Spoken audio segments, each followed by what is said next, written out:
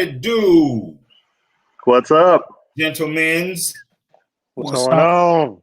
GentleMinz. Gentlemen's. Everybody doing all right? Doing good. Yes, sir. Good, man. I'm gonna need the production team to include one of them sexy new headshots Rob got from some unknown photographer. Because I heard they was real fly, Kev. I heard they was real fly. You know, he had all kinds of side lighting and stuff going on. I heard that. You know, that's what you heard. That's what they saying on the streets. That's word on the street is, Rob, your shots are hot. I'm telling you, his personal photographer gonna be coming looking for you, Shawn. Don't you know? That's what I'm talking about, man. Word on the streets is Rob DM's gonna be jumping more than they already jumping. Oh my goodness. Let's hope not. Let's hope not. Everybody watching, I'm not being rude. I'm doing what I'm going to ask you guys to do, which is please share the show. If you're watching right now, share it to your Facebook page so that we can continue to get the word out about the show and the fun we're having and the cool guests we bring on, like Bishop Kev this evening. Hey, honey.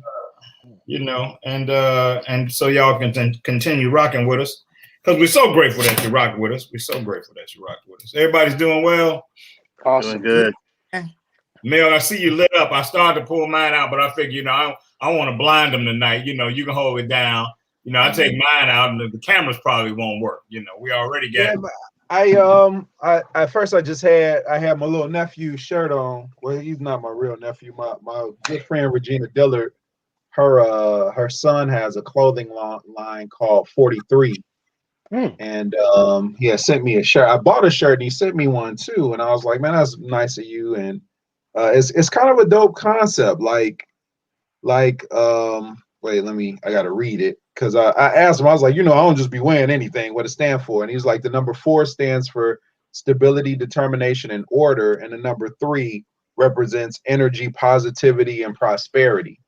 So I'm like, you know, nice. If I can rock other people's stuff, I could rock the young 43, and the logo's kind of dope too. That is, I'm the same way, man. Like, I came out of my brim. It's funny because you know we almost color coordinated, but I felt like supporting one of my guys tonight. This is my man Amadi Bradley and the Equiano brand, and I just decided to rock some of his gear tonight. So I guess we giving big ups to the independent apparel companies, black-owned apparel companies on the evening. We might want to do that, schedule that on purpose, you know. Well, yeah, we should. About that, the shirt that I'm wearing is by a preacher out of, I think he's in Hartford, Connecticut, and it's called Hood, like a ministry that he has, and the acronym stands for Helping Others Overcome Defeat. Oh, okay. I'm cool. liking that. I'm gonna have to get one of those. Yeah, he's great guy. If you can get that, if you can maybe spit the website and the production team can put it up on the screen so everybody can try to connect with it and support it, because I would definitely rock that. Okay, man. I'll try to get info while we're on. I'll try to hit him up. I'm still every time I hear your voice, I laugh because I don't know if you remember you on the show before I knew you were a preacher. I was talking about how you sounded like a preacher to me. Right. Right. Well, it's like the consummate preacher's voice, you know. Yeah. Listen, trust me, I'm not making a grand attempt to do that. That's just right. I can attest that he's always sounded like that. Is that right? Okay. Yeah, since I've known it from age. I was little talking about, I'm gonna need you to give me the $45. You don't want to get hurt. That's what he was doing. If you can't come up with no cash, I'm gonna right. No, man. That ain't quite the style. With that said, man, we know and love you, brother. But for those who have not seen you before on the show, introduce yourself to the viewing audience, man. Tell them a little bit about yourself, how you came to be on the show with the fellas Hey. All right. Well, I'm Kevin Whitaker, and I'm the senior pastor of the Epic Church, located right here in Douglasville, Georgia. We're about 25 minutes from downtown Atlanta. And I am a lifelong friend of you guys, co-host Glenn Murray. We're sorry. Yeah, I can go. We're sorry. You need love for your goals, man. You need love for your goals. Y'all gonna pay for that in a minute. Don't worry about it. Y'all gonna pay for that. So that's it in a nutshell, how I came to be here. Hey, how close is Douglasville to Alpharetta? About an hour. Okay, because I got a good friend in Alpharetta, and so I'm just thinking ahead. If I'm ever down there, I would fall in and support you. Sure, man. You come sing a solo in the choir? I ain't saying I was gonna do all that, but I Yeah, Shawn gonna walk in church and all the fire and stuff, the holy water gonna start boiling. Hey, but I'm gonna do what all real fellas do. I'm gonna throw my hat in first. Oh, you gonna throw your hat and make sure it's okay. Like out there, you don't go in there. Now I'm gonna do it in the offering line right before the sermon. When I walk down, I'm gonna make eye contact with Kevin. I'm gonna be like, "That's funny." What's up, Phil? What's up, Philip Beckham? What's up, Philip Lomax Beckham III? I see him watching. Oh, is that Phil in there? Phil did a live. He was doing a live, and I couldn't stop. I was shooting today, but I saw that he had a live going. I wanted to stop and see what he was doing, so maybe he can reach out to us and let us know what that live was about. Phil, we see you, brother, man. Thanks for tuning in. With us, Robert Hazzard of the Hazzard Group, who's now a part-time supermodel, I hear. I'm just the good people, man. I'm just a basic lover of life, and I never thought he was gonna say that. Never saw that coming. Yeah. Hey, but I'm based here in Chicago. Man, that is look at that. Man, that is a hot shot, man. Oh Lord, here we go. Man, I look like Clark Kent, Superman for sure. But hey, I'm here from Chicago, and I have two beautiful children, Rachel and Brian, and some grandkids. And as you mentioned, the Hazzard Group is something I do. I like to consult with small businesses to help them to digitize their processes, et cetera. But thanks so much for having me, guys. Hey, man. Thank you, man. Thanks for being here. Glenn Murray. Hold on. I was trying to find my entrance music since my producers haven't gotten me any entrance music yet. Well, it was part of my contract. And I know I said I wanted entrance music, or I wasn't going to be on the. Oh, see, we're going to pull up the babysitter? Really, Rob? First of all, until my invoice is paid, we don't even need to talk about your invoice.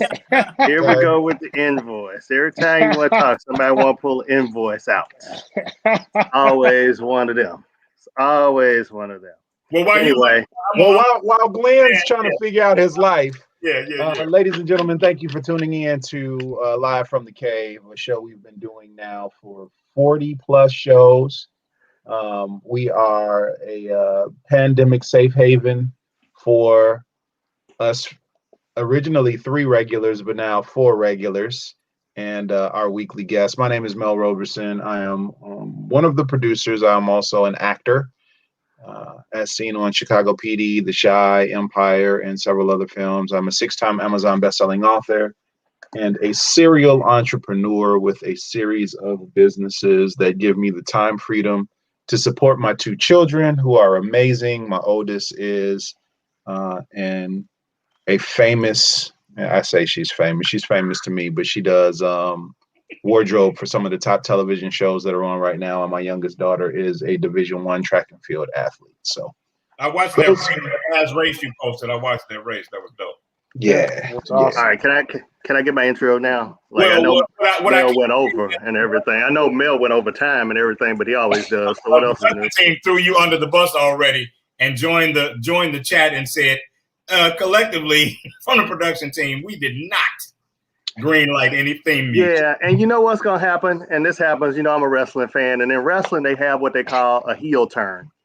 That's where you got your team, and then all of a sudden you jump on them and beat them down, and you bring in a whole new team. That's what's gonna happen next week. I'm doing a heel turn next week. I just want you to know you have fired me 20 times on this show. I know, but you just keep showing back up. So it's like, we don't know what to do. You like just show back up. He won't Like, go. damn, he don't get the message. No. Glenn, are you gonna tell us who you are and do your thing, please? If I can be serious, Yeah. I want to say this is a momentous occasion. I think Jamie Gill is on, but for the first time, we've got five cast members that are all part of the 220 Publishing family. Because Jamie just announced Lessons for the Little Boy, which is coming out, and Rob and Shawn, as well as Kevin, are going to be contributors. Kevin's already a 220 author with Too Hard to Break. Mel is part of the best-selling Faith, Failure, Success, which you forgot to mention. You were a 6, 7, 19 I did it. You weren't paying attention. I said that. Oh, well, that's usual. Okay, well, that's just what else is new. So I'm really excited because everybody on here is part of the 220 Publishing family now. So, welcome to the family. Thank you, Suge Knight. We appreciate it. I know, really. Need your pledge of loyalty. I'm excited, man, about that project, man. It's going to be real cool. My name is Shawn Mason. I am the host of Live from the Cave. I do a little singing, do a little photography, do a little writing. If you want to catch me, you can catch me at evanmarcusimagery.com, on Instagram at It's the Crooner, or the same IG, evanmarcusimagery.com. I'm all over Facebook. I'm not hard to find. Luckily, I'm not in trouble because I'm not hard to find. You can find me pretty easy. So let's get cracking, man. Let's get to talking. We were going back and forth about the gender of the person that posted that thing, but I still wanted to talk about it from either direction. And for the viewing audience, we were in the green room before the show started. We were talking about a post that we saw where what I thought was a young lady basically sent a text to a guy after like their third date. I guess they had decided, I don't know if it was mutual or not, but they decided they weren't going to continue pursuing each other. And the young lady averaged out their dates. And it looked like she was saying she had paid for all of them or two of them or whatever. But I guess she felt like with the failed relationship, my man owed her some money since she had put down on the date. So so she was asking for his Venmo so he could reimburse her. And of course she had all of this program conditioned language, I'm sure you will be a gentleman. And I'm sure you will be upstanding and, pay, and all that is just mind games. Like I'm a gentleman even if I don't pay you the money. Send a text to a guy. Yeah, there's a delay. Did you guys hear that? It shouldn't be. I did, Justin. I did. But anyway, what do you guys think about that? Mel, I like the look on your face, so I'm gonna ask you first. And I get the feeling that you brought the Ginsus with you this evening, so I want to get some bloodshed early. What do you think about it? Wow. Well, I mean, first of all, it's interesting. So we have this whole dynamic of expectation, right? Like, and I'm not saying I'm against how society has set this up, but it's expected for the man to pay for dates. It's expected for, right? It's like this is what we're supposed to do. Right. And so just the mere fact that she was paying for the dates is an interesting dynamic in the beginning, that she was open to that, did that. If it was 3 and she paid for all 3, I think that would have been a red flag, or should have been a red flag. If y'all on 3 dates and you paid for all 3 of them, that should have been a red flag in the first place. But yeah. At no point in time in my dating career have I ever said anything like, I need my money back that I invested in, your food and beverage that you partook in. Like that's just, it's a wash at that point. So I'm sorry. No, I'm saying if it would be a wash for us, I don't know why she wouldn't expect it to be a wash for her. Yeah, because I'm sure that he would be laughed at if he asked for his bread back. But I'm going to ask Kevin to address it. But before you do, I'm going to read. It's a short blurb. This is the actual post.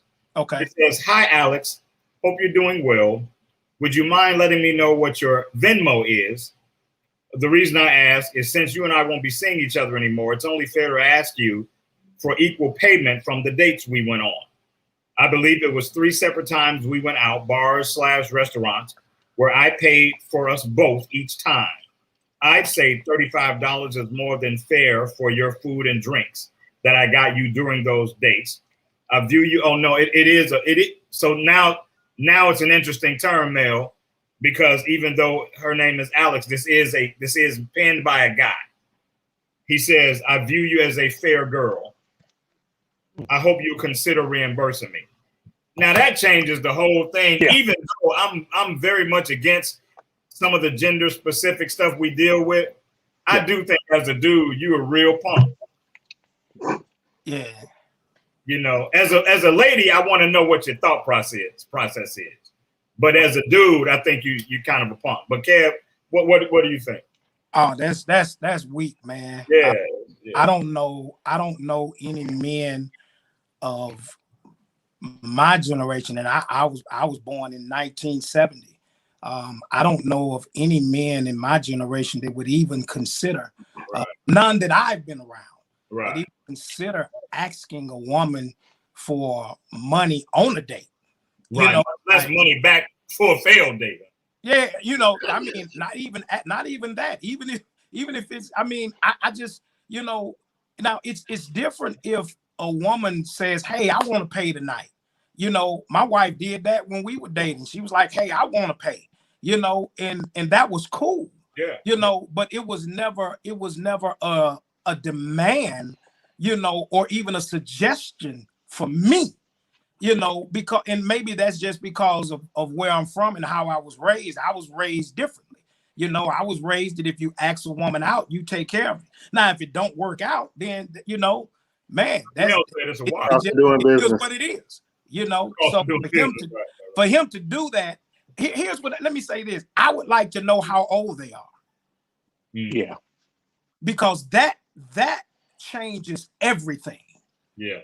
Because this generation is completely different in terms of how they view the specifics on the roles that we play, and all of that comes from music, but that's another whole dynamic. Go ahead, Mel. I see you jumping in. So the question that comes to mind is, he asked for $35. Where the hell were they going? Out of three situations, you averaging $12.33 per meal. And I think it was a portion. I think he fractioned it. I think he put a fraction it out. Like, okay, this is what I feel like my portion was of the entire date of the totality of the, I mean, it's still a punk move. I think they pulled through. I think they $35 on accident. 30, bruh. You said $35. That was dividing up 3 dates, and he said showed him $35. They must have been going to the juke joint in Springfield, Mississippi. Portillo's, even Portillo's. It's expensive. I don't know. You get a double cheeseburger, a hot dog, and Italian beef, and you still like out about $30. Hey, which also paints another thing. Like you want $35 back, dude? Yeah, really. If that's going to change the dynamic of your portfolio, then we have another problem. Yeah. My car, dude. Are you serious? Like that's why the relationship didn't work out, because you went on 3 dates and it only cost you $35. Yeah, that might be why she stopped dating you. Yeah, that was a McDonald's experience. Right. Hey, look, because as them dates were, he should have been paying for them. It's right. Was $35, he should have been paying for them. That's a hell of a lot of supersize in there for 3 days. Man, I'm sorry. You need $5 foot long, something. Menu at Taco Bell. That's that pack that they do with the 6 tacos and a drink. You still out of $10 right there. Yeah. He had some coupons or something. He had some stuff. He comboed that date up. I don't know. Well, he's a different type of brother, that's for certain. Yeah. Yeah, if you even want to call it that, Kev, you know. Well, you know, I have to be diplomatic. Right. I am the preacher. So I gotta guard my language. Hey, look. Well, at least you rightly call yourself that. Meanwhile, Mel has claimed himself the voice of Voice reason. of reason, yeah. No. This is not self-proclaimed. The That viewing is audience will tell you. Yeah. The viewing audience. Viewing will tell audience, if you really think Mel is the Chime in, voice of viewing reason, audience. Listen, Jamie Please. Gill calls me voice. That's what she calls me. Name me In one public, person. she says voice. Jamie, that's because you got a Jamie, deep voice, Mel. She's talking about your voice, not voice of reason. She's talking about No. your actual voice. No, That's what she actually, got. I'm the voice of the people. For this show, I choose to be the voice of reason, but I'm actually the voice of the people because you all need me to be the voice of reason in That this show. that heel turn is Viewing audience, have you all met our co-host of this show, the gentlemen that are here on a weekly basis? no, Have you seen the ends of the spectrum that we have traveled? Wow. The I'm a ends of the drink sack. like you not sitting in the passenger side every trip. I know, really. Like you ain't in the middle of Trying the to talk spectrum. you out of it, Shawn. Yes, I am. Can we roll? Can we move right along? Yeah, man, Yeah.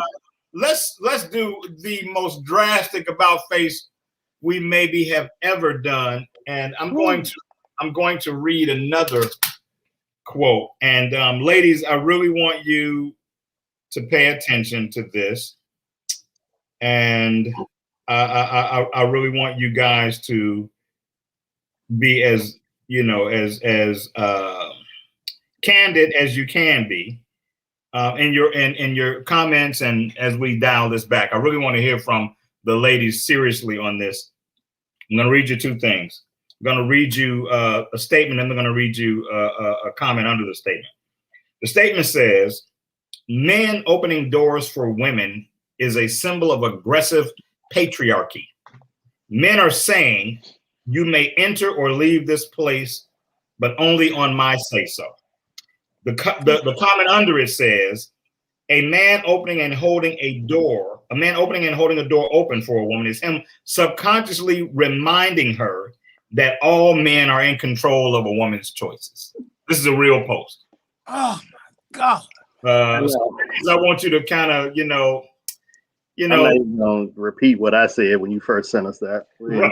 It ain't even repeatable what I said about it. So what I hate, man. And then Rob, you seem like you've been a little quiet, so I want to hear from you first. What I hate, man, is that when something that is traditionally a gesture of love and respect, is weaponized to be something other than that. I open the doors for the women that I care about in my life. I open the doors even when I took my niece had been traveling. I took her for a COVID shot earlier in the week. Every single door we encountered, I opened, from my car door to the door at the place, leaving the place, putting her back in my car. I do that because I love my niece and I respect her as a young woman. She's 26. And so I'm also making sure that she understands how a man that loves you treats you. And she has that, but there's nothing like a reminder. And so to have somebody take that and try to make it this attack on the freedom of women is crazy to me. Maybe I'm wrong, so that's why I'm asking ladies to chime in. But Kev, before you come, Rob, why don't you tell me what you think about that? Well, not in church today, but I'm going to share some, Christian thoughts about this. I've always believed that a man is supposed to be a protector of the woman, and particularly in the household, in the family. But so one of the things that I pride myself on is protecting and opening the door first, making sure that, it's safe to enter. As you said, I teach my daughter, I teach my son the same thing, that it's okay. You should be opening up the door for women. So I'm really curious to see where that goes in the conversation. But for me, I'm going to continue to do it, and I'm going to smile at the same time while I'm doing it. Yeah, Bishop Kev. Man, I think that's the most. It's crazy. That makes no sense. It's sad almost. Yeah, at all.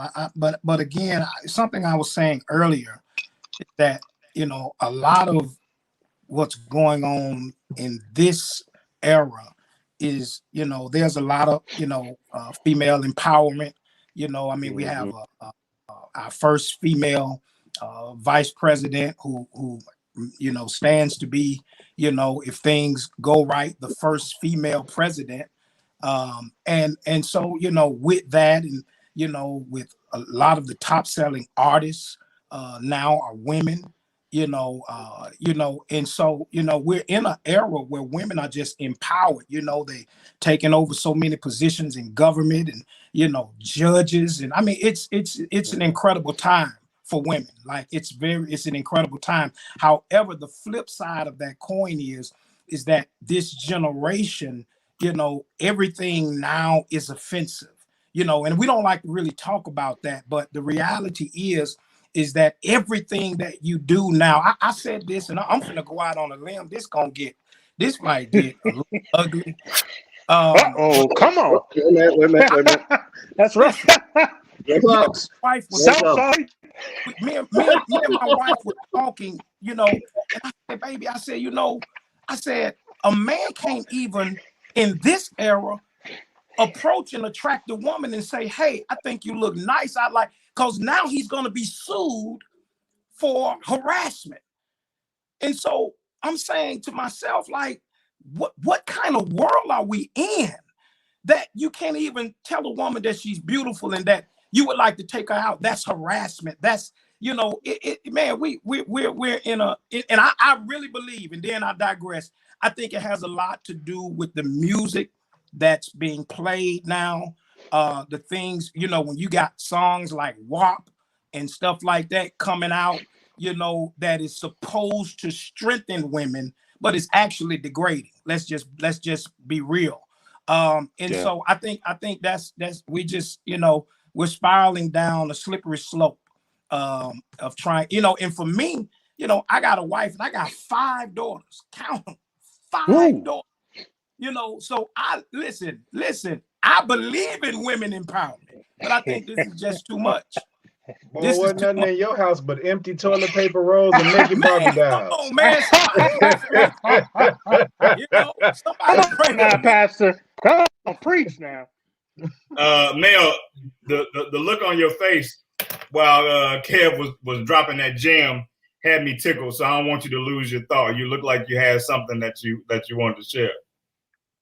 Nah, if I did, I don't remember. He said so much. I mean, and I got daughters too. You know what I mean? Like I am girl dad extraordinaire. My babies have been getting diamonds since their teenage years. I never want a man to come along and present trinkets to them. And now all of a sudden they're like, oh my God, he loves me so much. You know what I mean? Just because they bought him some stuff. I've been opening doors for them. If we're in a rush or something and we all trying to get to the car and get somewhere, they'll do it. But I open car doors, doors at restaurants, wherever we're going, it's the same thing. So I think the art of the gentleman is somewhat lost these days. You know what I mean? And what it takes to be a gentleman. Well, I also think, Mel, that there is a degree to which empowerment can become reckless. Empowerment can become skewed and dangerous when you are so preoccupied with establishing this level of respect that you feel like you don't get. And so then you want to use some things that reek of disrespect and reek of a lack of self-respect as a way of saying, this is my way of demanding your respect. And kind of, and that, I think that skews it a bit, and that makes it hard for people to process it. You know what I'm saying? And somebody might come behind me and say, well, the things that you honor and recognize as respect to self are programmed and conditioned things, that you've been trained to believe. But that's the life that I've led. You know what I'm saying? And so you some things you can't do and tell me that you're being empowered. And here's the reality of it, dude. This isn't new. There was a song when we were children called Catching Hell. And the song started with a lady on delivering a soliloquy about how she was rethinking the whole women's lib thing. Like, because we have taken it to a degree where we're going to strip the men from doing the things for us that say that they love us. So it's a real interesting, dynamic. Yeah, I think there's empowerment, and then there is a toxic standoffishness that some of us give support to. Yeah. I have been surrounded by all my life and know tremendous women. Yeah. And I was raised by strong women, but they also taught me what it was like to be a man. Right. And a man looks out for women, he honors women, he respects women. Yeah. That is feminine power. Yeah. Recognizing the role of a man in the relationship whilst not losing anything when it comes to your strength and your ability. And I think people don't really understand the difference anymore. Yeah. I think we've become so toxic in our thinking, because that's just toxic thinking.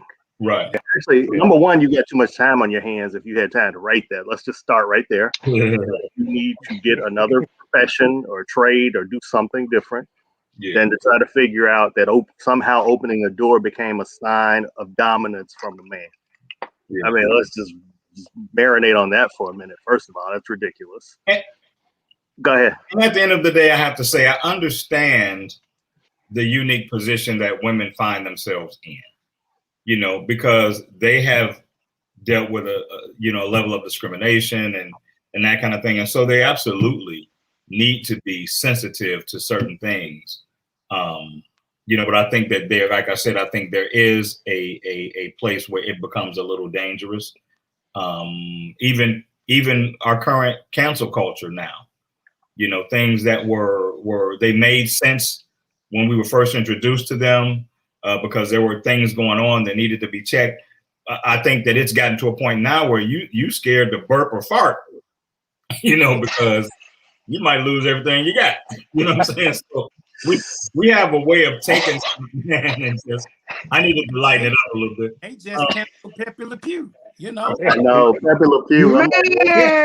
They were rejecting him because he was a skunk and he stank. They just canceled Pepe Le Pew, say he was too aggressive. Right. No, he was smelly. I saw something. It's funny you bring that up, Kev. I saw something that was like,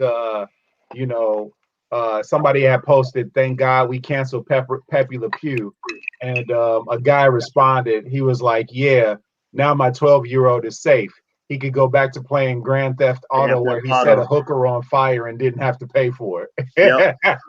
and go play the strip club and all. Come on, bro. Carjack people and everything else on Grand Theft Auto, but at Pepe Le Pew, we gotta let him go. We gotta get him out of there. Pepe Le Pew, man.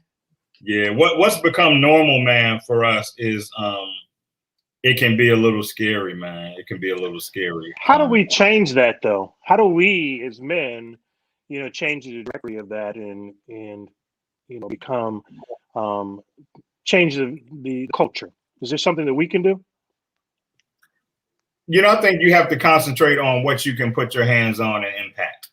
If you can think of a great way to give a broader impact, then do that. But I think the first thing you do is address what's within your reach, to impact the young men that you can impact, that are open, because understand too that these young men are no different than we were as young men. And when you get to a certain age, your machismo starts to cloud your vision, and you're not really trying to.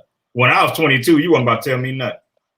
Now, what I didn't know, you could just about fill the Grand Canyon up with, but I'm in that space where I'm trying to claim my little manhood. You know what I'm saying? And I can look back now and look at all the dumb-ish I did. But I think that young men, I'm not saying that it's impossible to do. I'm saying you have to be very diligent, because they're also in the process of claiming their independence and their manhood in a way that I don't think young ladies have to journey the same way. And which is why I think a lot of times young ladies get it together quicker than young men do, because they don't have to fight that fight. They don't have to stand flat-footed and do the whole "I'm a man" thing. Woo, woo, woo, woo. If a young lady finds somebody that she trusts, she can take that advice and rock with it. But little boys tend to have to make the mistake. You can't tell them what not to do. They have to experience it and go, okay, I'm not gonna do that. You know, that's just my take on it, though. Okay. Yeah, Glenn, what do you think? No, I think you're right. I think when you're young, you think you got the answers to all the world's problems. Yeah, You've seen probably like less than 1% of the world, but you got the answer to every problem in the world as a young man. And you do have to stand your ground. And, you know, unless you're surrounded by a lot of wisdom, and sometimes that still doesn't work. You know, come from great families and still we've done dumb things. which is why youth is wasted on the young. But it definitely is. You can't wait to get grown, and then all you do, all your whole adult life is look back on your youth. Yeah, that's what you spend half your life, your young life, waiting to get grown, and then when you get grown, what do we always do? I remember when I was 30. I remember when I was 20. That's all you do is reminisce. Yeah, but it's that time that teaches you. So you're not gonna find anybody over 40 that will tell you they would do the same thing at 20 now, knowing what they know. Right. You know, so time is the teacher, and it's just unfortunate. That's just the way it was written. You know what I'm saying?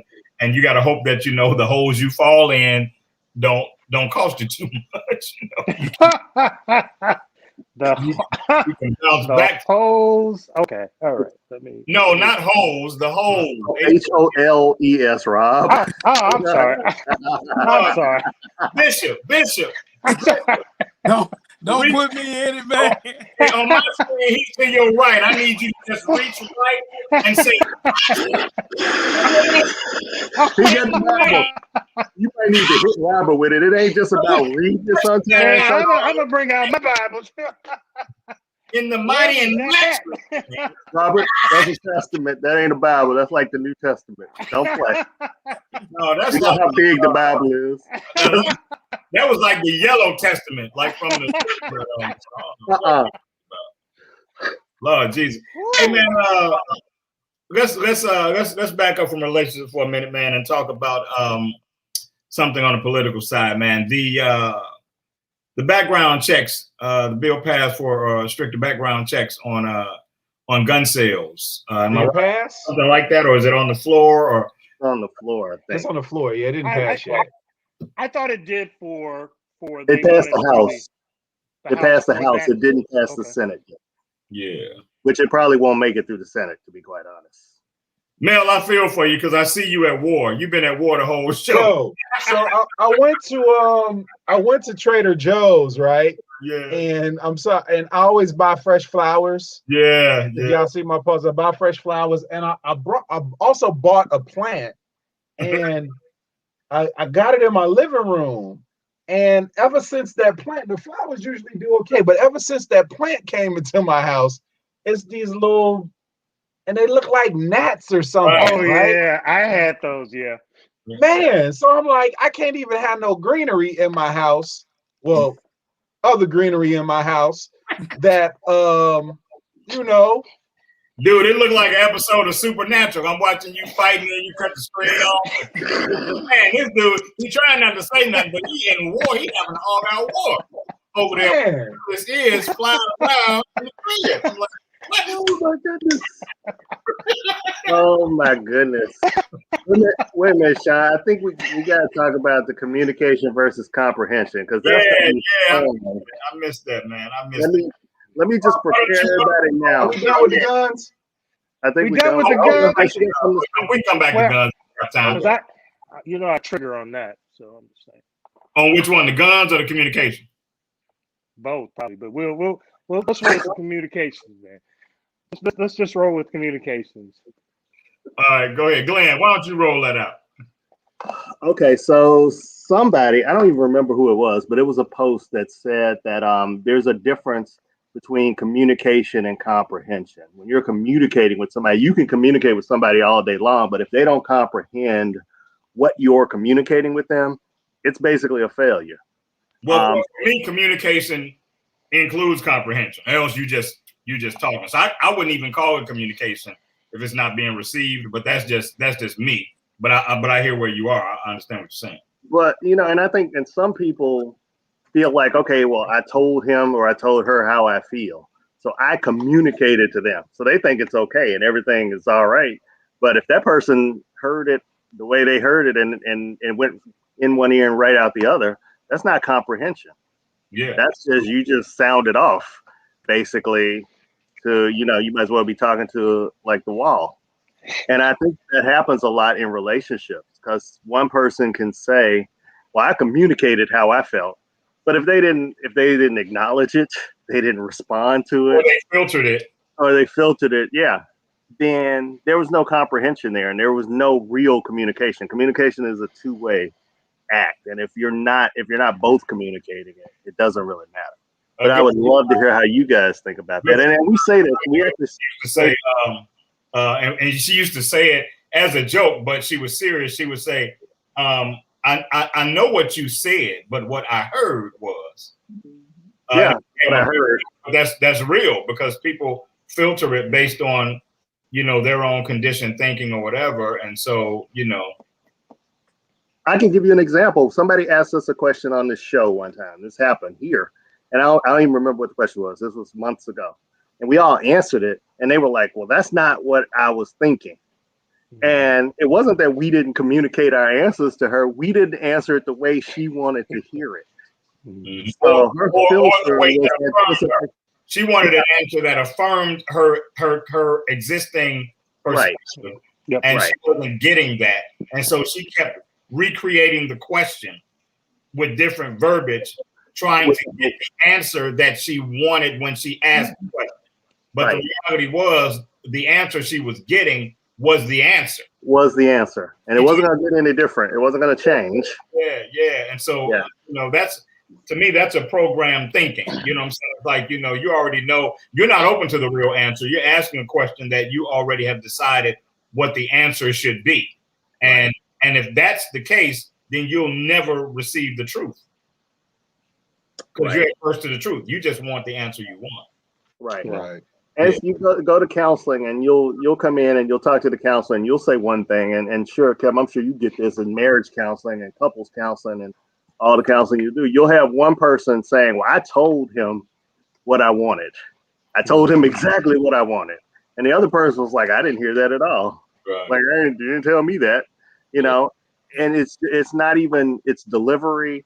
It's affirming it, it's communicating it, it's connecting with that person on a level that they understand. It's a whole lot of other things other than just talking out what you want. And I always joke, about listening with woman ears. Men do it too, so I can say listening with man ears too, because we parse out what we don't want to hear. Yeah. And I think it's important that we pare it back when we're having those conversations to make sure that the person that I heard what you said. So if I can pare it back what you said, you'll be able to say, nope, I didn't say that. That's not what I meant. I think that can help alleviate some of the challenges that we have in, communication and conversations. Yeah. Well, communication is to me, it is the big thing. I mean, that's one of the things that if that's missing, everything else will break down. You might have some other things that can survive a disconnect, but communication is not one of them. Because it allegedly prepares you for what your mate is thinking and feeling and expecting. And if those targets aren't being reached, then all that stuff is going to break down. But much like Kennery is with us as always tonight. Big ups to Kennery, who's also a recurring guest on the show. He mentioned the fact that oftentimes, people don't communicate well because they're already responding in their mind. So yeah, absolutely. So a lot of times they only get 40% of what you were saying. They only get a chance to receive 40% of what you were saying because they check out and start preparing their response, which is why when I'm in relationships and we find ourselves at a fork in the road where we're having a major problem and some people are like, let's talk. I'm one of those people who hates to just talk. And it's not getting us anywhere. We aren't making any progress. We can talk for 2 hours and then we get up and we're in the same place with it. That drives me out of my mind. So the translation for let's talk is you listen. No. That's what that really means. My next book is what she says, what she means. As Bishop Kev would say, "Rick with me, I'm going somewhere." So what I tend to do is write my thoughts down, and I will write that letter out, what I'm thinking, and I will even allow her to sit next to me and read it. But what it eliminates is something I say triggering her response and keeping her from processing what I'm saying before she responds to me. Sometimes I say, look, read it 2 or 3 times. Read it and let's sit down tomorrow. You know what I'm saying? Like, we don't have to do it, because I don't care what anybody says. When you do anything like that and your emotions are high, it dictates a whole bunch. So, yeah. And I encourage, if I'm in a relationship, I encourage her, write it down, write me a letter. Tell me what you're thinking, what you're feeling. Write it, type it, whatever. But what I try to do is eliminate that energy that causes us to debate and try to overtalk each other and try to outdo each other. And we sacrifice the whole point of the interaction, because we fall prey to that human frailty of trying to overtalk and win the fight. That's just something that I do to try to alleviate that. Well, the bishop probably knows as well. It's been reported that one of the top things that works for divorces is a lack of communication, and that's the lack of people wanting to listen. And in that right there, they want to be heard, but they don't want to listen. They're waiting to respond to what you say. So when you say that, hey, I'm going to write this out and allow her, boy, that's going to be a problem right there, because we're trying to do this together, not apart. Well, that's why I say sit next to me and read it. These are just my thoughts. Yeah. You know what I'm saying? Like, it's not let me bash you over the head for a minute. This is what I'm feeling. These are my thoughts.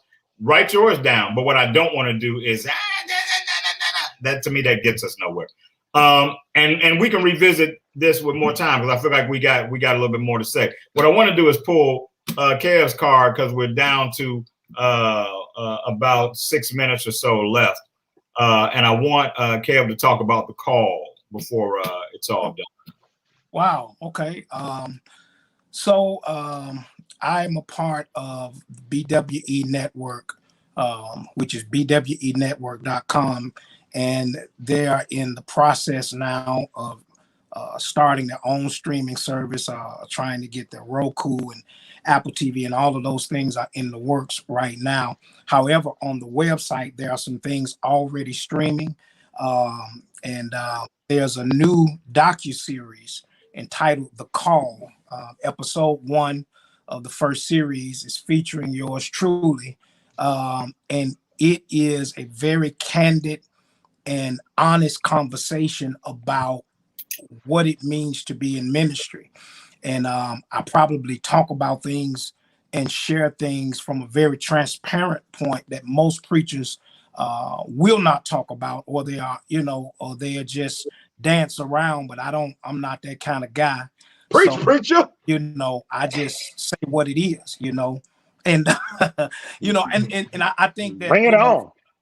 For those who are interested in what it means to be in ministry, I think that they will be entertained, they will be informed, and I think it's an incredible thing. And so it's streaming now on bwenetwork.com. Watch it and tell me what you think about it. Glenn already saw it, and he can give his thoughts on it. But so yeah, man, it's an incredible thing, and it's going to be featuring a lot of different preachers from different walks of life. I just so happened to be the first one. No, it was great. It was very candid. The production was great. There was a moment in there where you talk about the program you went to, and it was only like 2 or 3 people, and the girl was outside meeting you crying. And you was like, I was feeling myself, and I told her, that's God trying to tell you something. Yeah. You got in the car, and you were like, God spoke to you. I was like, no, I was trying to tell you something. Right. Yeah, that's deep. That was a moment in my ministry where I had become a bit arrogant, because I was at this time I was doing a lot of preaching, and people were calling me to do certain things, and they, I had a bad reputation before ministry because I sold drugs, I was fighting, I was shooting, I was doing all of those things. And so I knew you was doing that. If you don't give me that 45. So, when people started to say nice things about me, it started to feel good. And I started to believe the press. And so God had to humble me from, I preached that this big engagement was supposed to be big, but nobody showed up. Even the pastor wasn't there. And wow. And it was the most humbling experience, for me. It really changed, and I'm glad that happened early on in my ministry to put me on the right path. Yeah, I look forward to checking that out, Kev, because I admit that I am in a place that I never foresaw me being when it comes to my relationship with the church. Particularly my relationship with God is absolutely fine. Sure. But my relationship with the church, I admit, is on struggle, as they would say. And that's just because, and I wasn't just somebody who stopped by on Sunday, Kev. I was 2 services in the choir every Sunday. Wow. The third one Sunday out the month, I'm sitting in the congregation. Every other Sunday, I'm 2 services in the choir based on my involvement in the music ministry. At one point, I taught Sunday school. Since 91, I was heavy hard in the church. People will still come to me now and go, "You still go to such and such?" Because that was something that was very much associated with who I was. And then watching the leadership of the church started to break my heart. And I started to, find out about preachers and bishops that I really admired. And I understood that they were humans and that they have a human frailty. But to me, they were stepping outside of what was the rightful expectation. If I see you with a police uniform on, I expect you to chase the bad guy. You know what I'm saying? Like, now you might get tired and stop at some point. You know what I'm saying? But they started to make me feel like they were guys that just had good jobs, and it turned me off. Well, you would be surprised, at how many preachers that really firmly believe, and they wouldn't say it openly, but I've had discussions. I've been doing it now for going on 25 years. Yeah. And a lot of them, it's only a job. Right. And that frightens me, man. Hey, listen, as a young preacher in my 20s, it frightened me because I didn't know that there were really preachers that felt that way. It was disheartening. Yeah. Because for me, it was a calling. Yeah. It was not a job. I didn't even know. I'm from Arkansas, man. I didn't even know preachers got money. I didn't know, you know what I mean? I didn't know anything about that side of it. So I definitely understand, man. I've had a lot of conversations. We're going to see what we can do to get you on back in, though. That's right. Come on now. The doors of the church are open. You're a backslider, Shawn. You're a backslider, boy. I'm more of a slide outer. I slid out and didn't go back. Hey, man, this has been a great time, man, as always. And for those watching, we're a little tighter on our time based on something that we're trying to do with the overall show each week. So we're not trying to cheat you guys those few extra minutes. We're trying to stay within the parameters of what the production team needs from us. So, man, as always, it's always so good to hang out with you guys and talk with you guys. I think this was a great show. And I think we shared some gems. Before we get out of here and hear from everybody real quick, Kev, is there anything you want to share last as the only guest this week before you get out of here? Anything you want to share with the viewing audience or us? I mean, just, man, it's always a pleasure, man. I like what you guys are doing. It's really needed. I shared it on my page. I let them know it's not a group of preachers. I'm the only. Oh Lord, no, it ain't a group of preachers. Oh, yeah, I wanted them to know, but I believe that this is necessary. For just men. Like, I was a man before I was a preacher. And I believe in having real open and honest conversation about any and everything that life throws our way. So I'm honored to be here, man. I'm, whenever I can come back, hey, I'm looking forward to it, man. I like this. And I co-sign that, man, because people don't really want to speak on it. But I think that our age group, a lot of us have been, from a communication standpoint, we've been dummied down. You know, we grew up hearing, you know, boys don't cry and you know, this, that. And I remember I was telling somebody when, as a boy, I grew up when I would go to bed at night, I would kiss my mother, I would shake my father's hand. And looking back on that, I find that to be the most dysfunctional thing ever, even though it was done in love. It was just the way we did it. But it was dysfunctional, you know, and so luckily I was able to, you know, to pass all that. And I've had relationships with my guys where we hug each other and, you know, kiss each other on the cheek and, you know, that kind of stuff. My buddy, man, who I often talk about, who passed away, his birthday was March 8th. And we would hug and kiss each other on the cheek. You know what I'm saying? And so I think that we need that as men. We need to be freed up because we become husbands and fathers that can't communicate. And that's horrible. So, Glenn, anything you want to share before we get out? Yeah, you know, peace to A-Rod. I know you lost J-Lo. It's okay. I'm wearing this hat for you, brother. You stay strong. No, I'm just playing. All right, no, I'm being serious. I'm sorry. I made me look crazy tonight. I just want you to know J-Lo already in my DMs, dog. She already. Lord, I'm not gonna speak on J-Lo. I can't. I'm on a gag order. I'm J-Lo gag order. Let's just put it that way. Anyway, no, seriously. I know some of you have experienced some loss this week. Kevin, you lost somebody in your family, and Shawn, I know you've had a tough week. We just don't go without saying.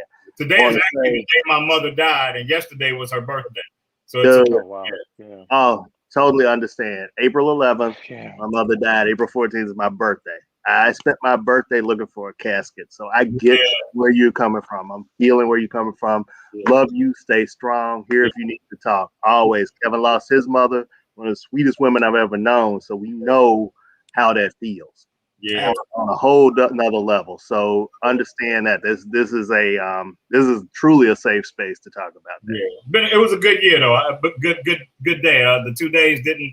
You know, I'm in that space where I have more happy thoughts than bad thoughts. And it was the first year that my buddy passed that I had more happy thoughts than bad thoughts when I thought about him on his birthday. Mel, let's hear from you before we get out of here. Nothing much. Just go be amazing. You got purpose. Go be amazing. Put that website up for you for the show. I already posted it in the comments. All right, cool. Rob, anything you got for us? You know, no, I don't. Thank you so much for having me. It's always a blessing to be here with you guys. And I'm really. My mom passed 9 days after my birthday, a few years ago. So, you know, I understand. So, nope, that's it. Thanks for having me. All right, hey man. Well, love you guys. Appreciate you, Big Kev. Don't leave right away. And everybody watching, we appreciate you tuning in. Check us out next Saturday live at the Cave.